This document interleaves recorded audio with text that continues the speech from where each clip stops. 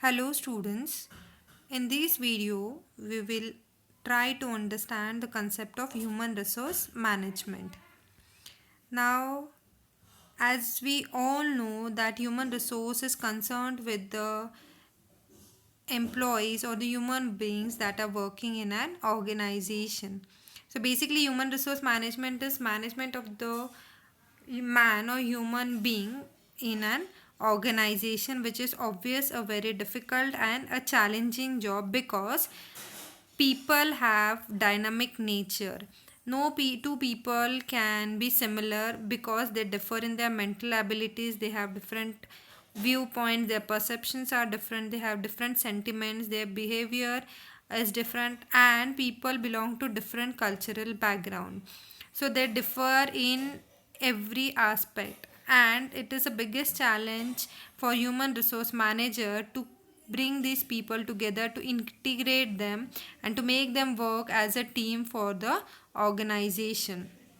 Now, this is the reason why the need of human resource management has arisen, so that people can work together as a team.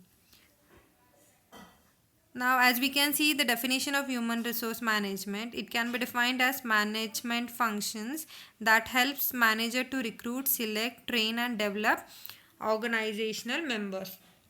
Sorry. Or we can also explain human resource management as a process of making efficient and effective use of human resource so that the set goals are achieved. Very importantly, human resource are considered as the assets of the organization, and they are not to be treated as the machines for working in an organization. That is why we should be able to effectively and efficiently use the human resource as per their skills and knowledge, which would help the organization to achieve the set goals. And this is the working of human resource management. Then we are going to see the objectives of human resource management. There are four different objectives of human resource management. The first is personal objective.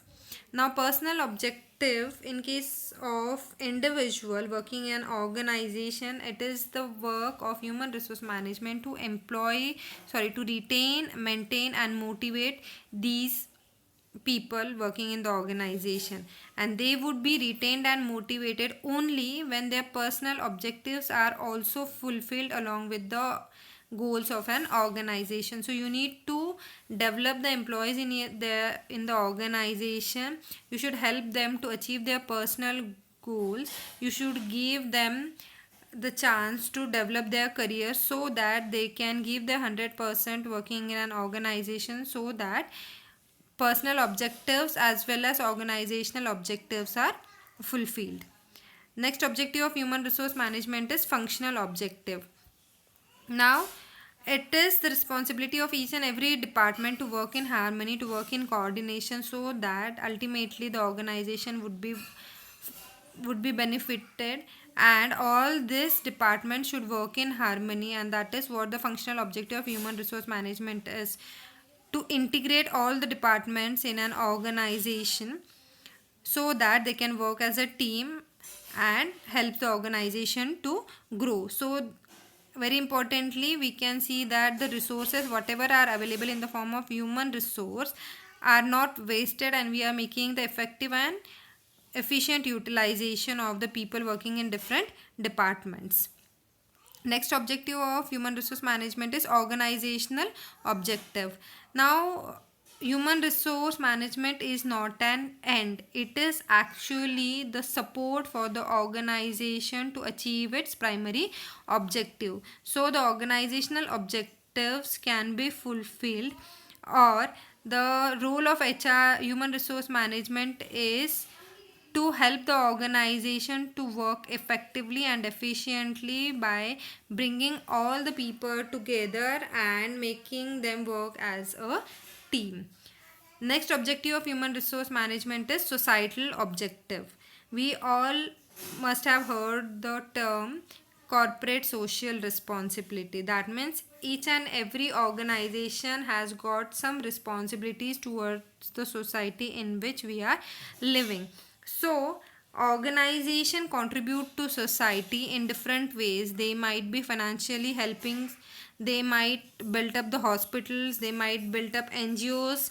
So depending upon the organization, the CSR activities changes. Some might be giving the scholarship to the needy students. So these are the different ways in which they can ethically and socially support the society and help the society to grow along with the organizational growth, ultimately leading the country's growth. So these are the objectives of human resource management. Then we will see the scope of human resource management. Now through all these points we can understand the scope of human resource management. The first scope of human resource management lies in human resource planning. Now human resource planning is also known as manpower planning. Human resource planning is nothing but having right number of people at right place and at right time. So you need to recruit the correct people when required by the organization. So that is what is human resource planning. Next is maintaining industrial relations. So industrial relation may be relation between employee or the relation between employee manager, or the relation between managers manager, or the relation between employee and employer. So it is the work of human resource manager or the management team to maintain the cordial relations and to make the people work in harmony without having the conflicts arising in between them. So that is the part of industrial relations. Next scope of human resource management is working on the welfare, health and safety of the employees. Very importantly, you should look after the welfare activity, health and safety of the employees, those who are going to work in your organization or those who are working in your organization. We should give all the necessary things that are going to provide safety to the workers, to the employees working in your organization, depending upon their job responsibility and working conditions.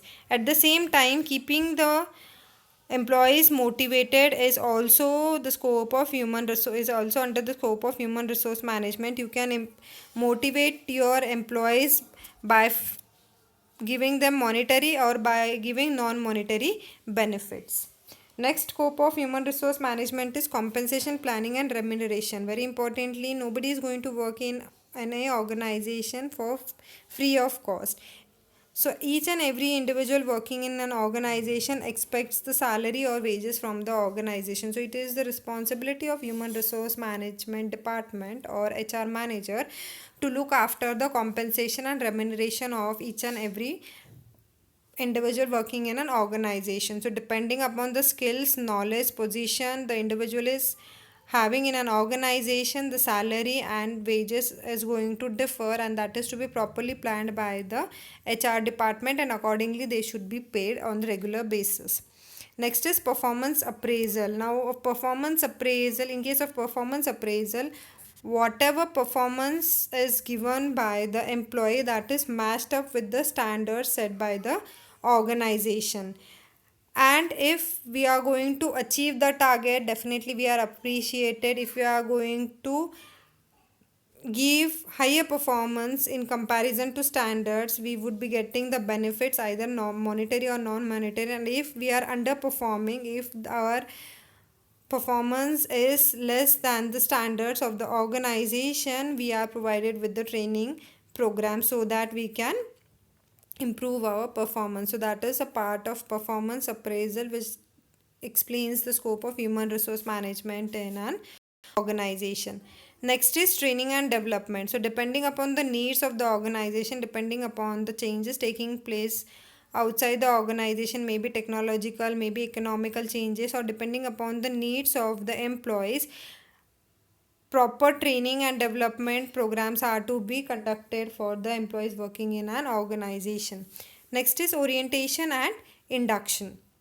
Now, as we know, each and every newcomer in an organization, every new employee in an organization should be given induction training, or they must be provided with orientation program in which the details about organization, the department where they are going to work, their job profile, their responsibilities, what security measures they are going to get, all the things are to be covered so that the new employee get accustomed with the rules and regulations, the culture of your organization. Next important scope of human resource management lies in recruitment and selection, which is the part which is to be looked after by the HR department. So recruiting and selecting the right people at right time is the responsibility of human resource management department. Next is job analysis design. Basically, job analysis is nothing but creating the job profile under which each and every thing is described related to job, that it starts with the title of the job, what would be the responsibility, what are the skills required, what responsibility an individual will have to carry out, what authority he or she would be getting performing that job, which training programs would be given. All the details are covered under job analysis design, in which you are going to find out the worth of the job, the value of the job, and depending upon that the compensation or remuneration will be decided. So each and every detailed thing about the job is designed under job analysis. So all these points describes the scope of human resource management. Next, we are going to see the functions of human resource management. The functions is divided into two types: managerial functions and operative functions. Now, as I already told you, when we apply the management functions to human resource it becomes human resource management. Now, what are the functions of human resource managerial functions of human resource management? First is planning. So basically we have to plan about the need of the employees in an organization, and accordingly we have to recruit and select the people. Second is we need to organize them properly depending upon the need of the employees and depending upon the need of the organization. Then we have to go for staffing of the employees, those who are working in an organization.